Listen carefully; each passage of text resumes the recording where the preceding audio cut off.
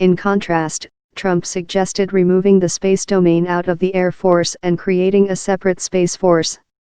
My new national strategy for space recognizes that space is a warfighting domain, just like the land, air, and sea. We may even have a Space Force, develop another one, Space Force, Trump said at Marine Corps Air Station Miramar in San Diego. We have the Air Force, we'll have the Space Force. We have the Army, the Navy. When asked for her reaction to the idea, Wilson would only say she welcomed the President and Vice President's leadership on space operations.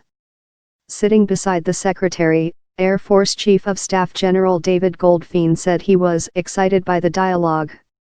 Advocates for a Space Corps say a separate command is necessary to keep up with modern adversaries like China and Russia.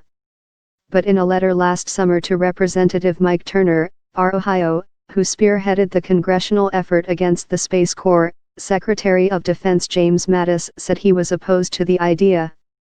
Testifying today before the House Armed Services Committee, the former Deputy Assistant Secretary of Defense for Space Policy also pushed back on the creation of a separate Space Corps. Space is a different kind of domain than air, Doug Loverow told congressmen during a hearing on space warfighting readiness. We don't need to move it out of the Air Force in order to go ahead and create the space-smart civilian and military force that we need. But we need to allow it to grow differently than the way we would grow air officers. He compared it to how the Navy has different training for a sailor operating submarines versus ships in the surface fleet.